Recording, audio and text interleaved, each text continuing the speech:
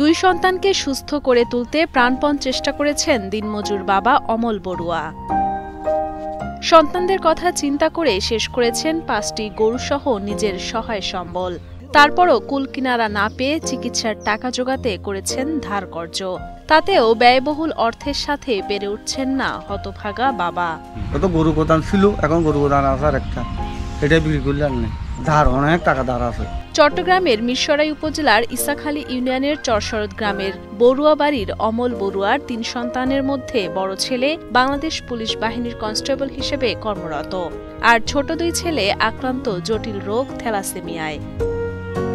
কৃষিজমির কাজ করে কোনো রকমে সংসার চালান অমল বড়ুয়া।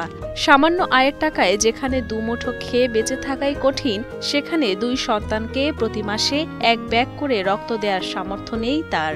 নিরুপায় হয়ে প্রতি মাসে রক্ত দেওয়ার বদলে দিতে হচ্ছে 2-2.5 মাস পর পর। প্রতি মাসে আমরা রক্ত দিই না, মনে করেন তো 2 মাস 2.5 মাস হয়ে যায়। অনেক সময় কিন্তু টাকা জোগাড় করতে যদি সমস্যা 3 মাস হয়ে যাবে, কিন্তু এখানে ব্লাড ব্যাংকে কত একজনকে 7 দিন করে রক্ত পাবে। রক্তের পরিমাণ 200-250 করে ফ্যাকশাল দিলে 200-250 করে 1 ব্যাগ দেয় না, কিন্তু ওই ফ্যাকশালে অর্ধ করে 7 দিন পাবে। অর্ধেক 1 দিনে দিলে রুগী মারা যাবে। জন্মের 6 বছর পর থেকেই চৈতি ও শান্ত বড়ুয়ার শরীরে শনাক্ত হয় থ্যালাসেমিয়া রোগ। রক্ত দিতে সময়ক্ষেপণ হলে শরীরে দুর্বলতা, মাথা ঘোরানো সহ নানান সমস্যা দেখা দেয় তাদের।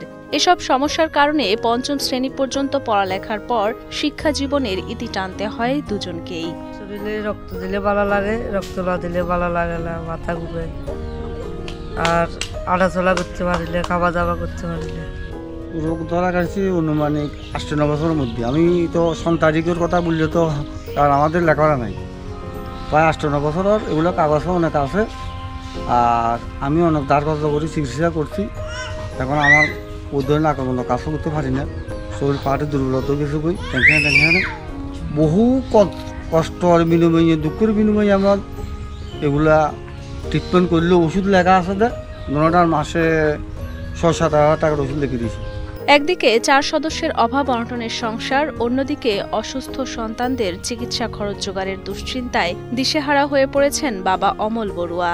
সব মিলিয়ে চরম দুর্দশা ও দুর্দিনে জীবন কাটাতে হচ্ছে পুরো পরিবারকে।